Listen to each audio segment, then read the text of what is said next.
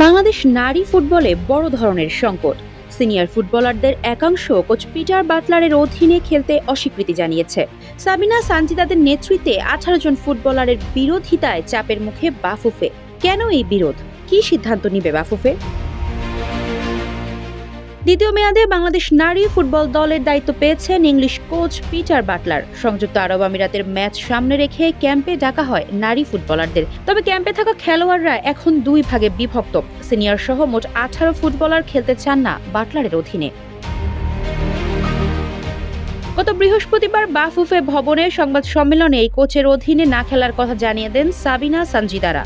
Senior নারী ফুটবলারদের প্রায় সবাই একযোগে গণমাধ্যমকে সাফ জানিয়ে দেন, প্রয়োজনে গণ অবসর নেবেন তারা, তবুও খেলবেন না ইংলিশ এই কোচের অধীনে। যমুনা ইলেকট্রনিক্সের সুপার এক্সচেঞ্জ অফারে একের ভিতর 3 পুরনো বদলে নতুন নিন যমুনা ইলেকট্রনিক্স। গত সাফের সেরা খেলোয়াড় ঋতুপর্ণ চাকমা স্পষ্ট জানান, পিটার বাটলারের অধীনে কোনো কোচিং করবেন না তারা। তাদের এক কথা, হয় তারা দলে থাকবেন নয়তো পিটার বাটলার থাকবেন। খেলোয়াড়দের এক দফা এক দাবি, বাটলারের অধীনে কোনো ট্রেনিং নয়। বাফুফে সভাপতি তাবিত আউয়ালকে ফুটবলাররা ইংরেজিতে একটি চিঠি লিখেছেন। চিঠির ভাষা ও গঠন নিয়ে সন্দেহ সৃষ্টি হয়েছে। গুঞ্জন রয়েছে বাফুফের সাবেক টেকনিক্যাল ডিরেক্টর পল স্মলি এই চিঠি লিখেছেন। বাফুফে সংশ্লিষ্টরা মনে করছেন ক্যাম্পের ফুটবলাররা ইংরেজিতে এমন চিঠি লিখতেই পারেন না। বাফুফের সভাপতি তাবিত আউয়াল বৃহস্পতিবার রাতে জরুরি সভা ডেকে ইমরুল হাসানকে চেয়ারম্যান করে 7 সদস্যের বিশেষ কমিটি গঠন করেন। এই কমিটির সভা থেকেই আসতে পারে গুরুত্বপূর্ণ সিদ্ধান্ত।